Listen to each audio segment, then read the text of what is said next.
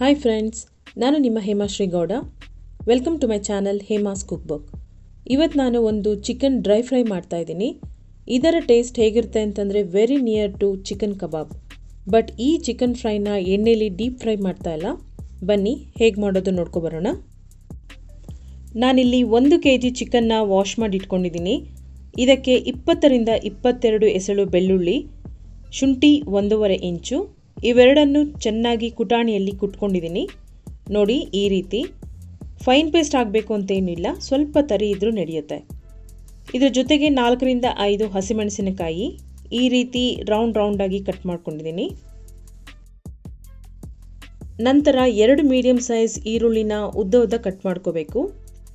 Cut ಮಾಡಿರೋ ಈರುಳ್ಳಿನ ಬಿಡಿ ಮಾಡಿ ಹಾಕ್ತಾ ಇದ್ದೀನಿ. ನಂತರ 1 ಹಿಡಿ ಆಗುವಷ್ಟು ಕೊತ್ತಂಬರಿ ಸೊಪ್ಪನ್ನ ಸಣ್ಣದಾಗಿ ಕಟ್ ಮಾಡಿ ಹಾಕಬೇಕು.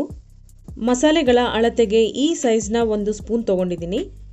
ಇದರಲ್ಲಿ 1 ಸ್ಪೂನ್ ರೆಡ್ ಚಿಲ್ಲಿ ಪೌಡರ್, ಅರ್ಧ ಸ್ಪೂನ್ ಧನಿಯಾ ಪೌಡರ್, ಅರ್ಧ spoon garam masala powder, 1/4 spoon pepper powder, 1/4 spoon ಅರಿಶಿನ ಪುಡಿ, ಅರ್ಧ ಸ್ಪೂನ್ ಉಪ್ಪು, 1 ಸ್ಪೂನ್ ಕಸೂರಿ ಮೇಥಿ, ಅರ್ಧ ಹೋಳು ನಿಂಬೆಹಣ್ಣು, 2ರಿಂದ 3 ಟೇಬಲ್ ಸ್ಪೂನ್ ಎಣ್ಣೆ.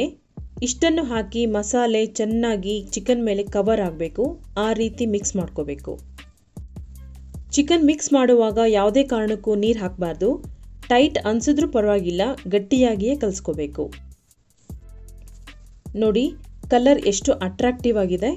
ಬಣ್ಣ ಹಾಗೂ ಖಾರ ಇರೋವಂಥ ಮೆಣಸಿನಕಾಯಿ ಪುಡಿನ ತೊಗೊಂಡಿದ್ದೀನಿ. ಕಲರ್ಗೆ ನೀವು ಬೇಕಾದರೆ ಅರ್ಧ ಸ್ಪೂನ್ ಎಕ್ಸ್ಟ್ರಾ ಕಾಶ್ಮೀರಿ ಮಿರ್ಚಿ ಪೌಡರ್ ಹಾಕ್ಕೋಬೋದು. ಇಲ್ಲ ಅಂದರೆ ಒಂದೇ ಒಂದು ಪಿಂಚ್ ಕಬಾಬ್ ಕಲರ್ ಕೂಡ ಹಾಕ್ಕೋಬೋದು. ಈ ಕಲಸಿರೋ ಮಿಕ್ಸ್ನ ಮಿನಿಮಮ್ 20 ನಿಮಿಷ ಮ್ಯಾರಿನೇಟ್ ಆಗೋಕೆ ಬಿಡಬೇಕು. ಫ್ರಿಜ್ಜಲ್ಲಾದರೂ ಇಡ್ಬೋದು ಅಥವಾ ಹಾಗೆ ಬೇಕಾದರೂ ಇಡ್ಬೋದು. 20 ನಿಮಿಷ ಆಯಿತು.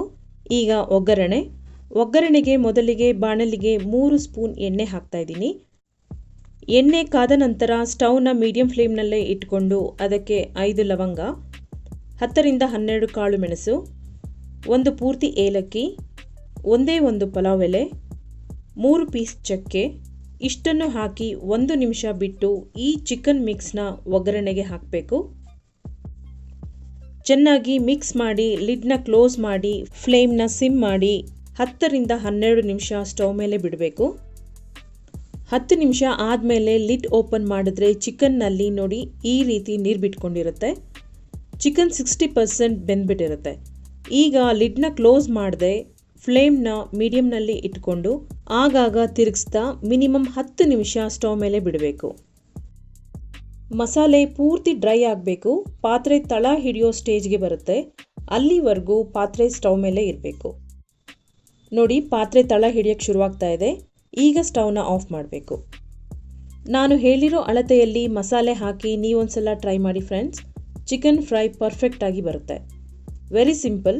ಚಿಕನ್ಗೆ ಮಸಾಲೆ ಎಲ್ಲ ಹಾಕಿ ಫ್ರಿಜ್ನಲ್ಲಿ ಎತ್ತಿಟ್ಟು ದಿನದಲ್ಲಿ ಯಾವಾಗ ಬೇಕಾದರೂ ಮಾಡ್ಕೋಬೋದು. ಇದರ ಟೇಸ್ಟ್ ಅಂತೂ ಆಸಮ್ ಆಗಿರುತ್ತೆ. ನೋಡಿ, ಒಂದೊಳ್ಳೆ ಚಿಕನ್ ಡ್ರೈ ಫ್ರೈ ರೆಡಿ ಆಯಿತು. ಒಂದೊಂದು ಚಿಕನ್ ಪೀಸ್ ಕೂಡ ಅಷ್ಟು ಜ್ಯೂಸಿಯಾಗಿರುತ್ತೆ, ಸ್ಪೈಸಿಯಾಗಿರುತ್ತೆ. ಖಂಡಿತ ಈ ರೆಸಿಪಿನ ನೀವೆಲ್ಲ ಇಷ್ಟಪಡ್ತೀರಾ ಅಂತ ಅಂದ್ಕೊಂಡಿದ್ದೀನಿ. ನೀವು ಒಂದ್ಸಲ ಇದನ್ನು ಮಾಡಿ. ನಿಮ್ಮ ಮನೇಲಿ ಎಲ್ಲರೂ ಮತ್ತೆ ಇದೇ ಚಿಕನ್ ಫ್ರೈನ ಕೇಳ್ತಾರೆ. ಅಷ್ಟು ಟೇಸ್ಟಿಯಾಗಿರುತ್ತೆ. Thanks for watching friends. ಈ ರೆಸಿಪಿ ನಿಮಗೆ ಇಷ್ಟ ಆದಲ್ಲಿ ಪ್ಲೀಸ್ ಲೈಕ್ ಮಾಡಿ, ಶೇರ್ ಮಾಡಿ. ಇನ್ನೂ ನನ್ನ ಚಾನಲ್ಗೆ ಸಬ್ಸ್ಕ್ರೈಬ್ ಆಗದೇ ಇರೋರು ಪ್ಲೀಸ್ ಸಬ್ಸ್ಕ್ರೈಬ್ ಆಗಿ ಹಾಗೂ ಸಪೋರ್ಟ್ ಮಾಡಿ. ಇನ್ನಷ್ಟು ನಾನ್ ವೆಜ್ ರೆಸಿಪಿಗಳೊಂದಿಗೆ ಮತ್ತೆ ಬರ್ತೀನಿ. By friends.